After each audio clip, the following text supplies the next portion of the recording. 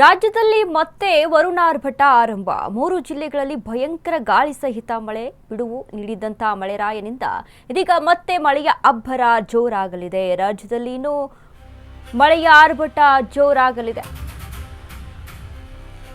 ರಾಜ್ಯದಲ್ಲಿ ಮತ್ತೆ ವರುಣಾರ್ಭಟ ಆರಂಭ. 3 ಜಿಲ್ಲೆಗಳಲ್ಲಿ ಭಯಂಕರ ಗಾಳಿ ಸಹಿತ ಮಳೆ ಬಿಡುವು ನೀಡಿದ್ದ ಮಳೆರಾಯನಿಂದ ಮತ್ತೆ ಅಬ್ಬರ. ಕರಾವಳಿ ಜಿಲ್ಲೆಗಳಲ್ಲಿ ಮುಂದುವರೆದ ವರುಣಾರ್ಭಟ.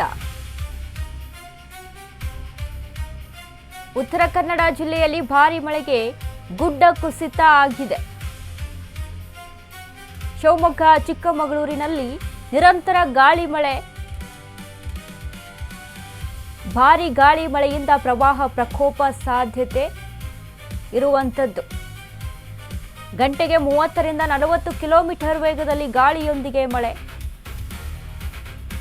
ಉತ್ತರ ಕನ್ನಡ ಮತ್ತು ಉಡುಪಿ ಜಿಲ್ಲೆಗಳಿಗೆ ಆರೆಂಜ್ ಅಲರ್ಟ್ ಅನ್ನು ಘೋಷಣೆ ಮಾಡಲಾಗಿದೆ. ಉಳಿದ ಎಲ್ಲ ಜಿಲ್ಲೆಗಳಿಗೆ ಯೆಲ್ಲೋ ಅಲರ್ಟ್ ಘೋಷಣೆಯಾಗಿದೆ. ಬೆಂಗಳೂರು, ತುಮಕೂರಿನಲ್ಲಿ ಸಾಧಾರಣ ಮಳೆ ಸಾಧ್ಯತೆ ಹೆಚ್ಚು. ರಾಜ್ಯಾದ್ಯಂತ ಮುಂದಿನ 4 ದಿನಗಳ ಕಾಲ ಭಾರೀ ಮಳೆ ಆಗುವಂತ ಚಾನ್ಸಸ್ ಹೆಚ್ಚಾಗಿದೆ. ಈಗಾಗಲೇ ಈ ಬಗ್ಗೆ ಹವಾಮಾನ ಇಲಾಖೆ ಕೂಡ ಸೂಚನೆಯನ್ನ ಕೊಟ್ಟಿರುವಂಥದ್ದು. ರಾಜ್ಯದಲ್ಲಿ ಮತ್ತೆ ವರುಣಾರ್ಭಟ ಅಬ್ಬರಿಸ್ತಾ ಇದ್ದಾನೆ ಮಳೆರಾಯ. 3 ಜಿಲ್ಲೆಗಳಲ್ಲೂ ಕೂಡ ಭಯಂಕರ ಗಾಳಿ ಸಹಿತ ಮಳೆ ಆಗ್ತಾ ಇದೆ.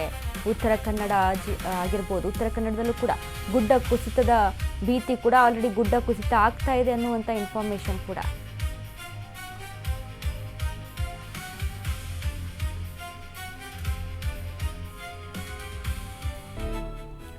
ಹಾಗಾದ್ರೆ ಇಂದು ಎಲ್ಲೆಲ್ಲಿ ಮಳೆ ಆಗುವಂತ ಸಾಧ್ಯತೆ ಅಂತ ನೋಡಿದಾಗ ಉಡುಪಿ, ಉತ್ತರ ಕನ್ನಡ, ದಕ್ಷಿಣ ಕನ್ನಡ, ಬಾಗಲಕೋಟೆ, ಬೀದರ್, ಧಾರವಾಡ, ಗದಗ, ಹಾವೇರಿಯಲ್ಲಿ ಇಂದು ಮಳೆ ಆಗುವಂಥದ್ದು ಹೆಚ್ಚಾಗಿ ನೋಡ್ತಾ ಇರುವಂಥದ್ದು.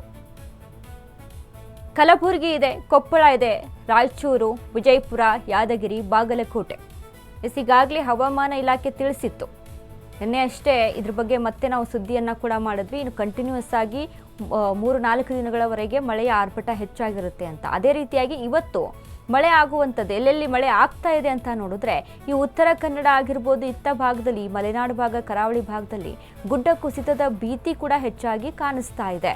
ಈಗಾಗಲೇ ಪ್ರವಾಹ ಪ್ರಕೋಪ ಆಗ್ಬೋದು ಅನ್ನುವಂಥ ನಿಟ್ಟಿನಲ್ಲೂ ಕೂಡ ಈಗಾಗಲೇ ನಾವು ಅಸ್ಸಾಮಲ್ಲಿ ನೋಡ್ಬೋದು, ಗುಜರಾತಲ್ಲಿ ನೋಡ್ಬೋದು, ಮುಂಬೈಯಲ್ಲಿ ಯಾವ ರೀತಿಯಾಗಿ ಮಳೆ ಆಗಿ ಪ್ರವಾಹ ಆಗ್ತಾ ಇದೆಯಲ್ವಾ, ಅಂಥ ಸಿಚುವೇಶನ್ ಕೂಡ ಬಂದರೂ ಆಶ್ಚರ್ಯ ಇಲ್ಲ ಈ ಮಳೆಯಿಂದಾಗಿ ಅಂತ ಹವಾಮಾನ ಇಲಾಖೆ ತಿಳಿಸಿರುವಂಥ ಮಾಹಿತಿ. ಈಗಾಗಲೇ ಹೆಚ್ಚಾಗಿ ವರುಣಾರ್ಭಟ ಜೋರಾಗಿರೋದ್ರಿಂದ ಅಂದರೆ ಗ್ಯಾಪ್ ಕೊಟ್ಟು ಮಳೆರಾಯ ಮತ್ತೆ ಎಂಟ್ರಿಯನ್ನು ಕೊಡ್ತಿದ್ದಾನೆ. ಈ ಹಿಂದೆ ಇನ್ನು ಮಳೆನೇ ಆಗ್ತಾ ಇಲ್ಲಪ್ಪ. ಈಗ ಕರಾವಳಿ ಭಾಗ ಅಂತ ನೋಡಿದಾಗ ಹೆಚ್ಚಾಗಿ ಮಳೆ ಸುರಿಯುವಂಥ ಪ್ರದೇಶ, ಬಟ್ ಅಲ್ಲಿ ಮಳೆನೇ ಸುರಿತಾ ಇರಲಿಲ್ಲ. ಹಾಗಾಗಿ ಜನ ಕಂಗಾಲ ಹೋಗಿದ್ರು. ಇಂಥ ಪ್ರದೇಶದಲ್ಲೂ ಮಳೆ ಆಗ್ತಾ ಇಲ್ಲ. ಮಲೆನಾಡು ಭಾಗದಲ್ಲಿ ತಪ್ಪಲುಮಯ ಪ್ರದೇಶ ಆಗಿರೋದ್ರಿಂದ, ಹಸಿರುಮಯ ಪ್ರದೇಶ ಆಗಿರೋದ್ರಿಂದ ಹೆಚ್ಚಾಗಿ ಮಳೆ ಸುರಿಯುತ್ತೆ ಅತ್ತ ಭಾಗಗಳಲ್ಲಿ, ಬಟ್ ಅಲ್ಲಿನೂ ಕೂಡ ಆಗ್ತಾ ಇರಲಿಲ್ಲ. ಹೀಗಾಗಿ ಜನ ತಲೆ ಮೇಲೆ ಕೈ ಹೊತ್ಕೊಂಡು ಕೂರುವಂಥ ಪರಿಸ್ಥಿತಿ ನಿರ್ಮಾಣ ಆಗಿತ್ತು. ಏನು ಮಾಡೋದು, ಕೃಷಿ ಈಗ ಬೆಳೆ ಬೆಳಿಬೇಕು, ಅಲ್ಲಿ ಬೆಳೆ ಬೆಳೆದ್ರೆ ಅಲ್ವಾ ಮುಂದೆ ಕೃಷಿಕರು ಬದುಕುವಂಥದ್ದು. ಬಟ್ ಎಲ್ಲದಕ್ಕೂ ಕೂಡ ನಷ್ಟವನ್ನು ತಂದೊಡ್ತಾ ಇತ್ತು. ಈಗ ಸುರಿಯುವಂಥ ಮಳೆಯಿಂದ ಒಂದು ಕಡೆ ರಿಲ್ಯಾಕ್ಸ್ ಆಗಿದ್ದಾರೆ ರೈತರು, ಬಟ್ ಮತ್ತೊಂದು ಕಡೆ ಇನ್ನೇನೆಲ್ಲ ಭೀತಿ ಒದಗಿಸ್ಬೋದು ಅನ್ನುವಂಥ ಭಯ ಕೂಡ ಹೆಚ್ಚಾಗಿದೆ.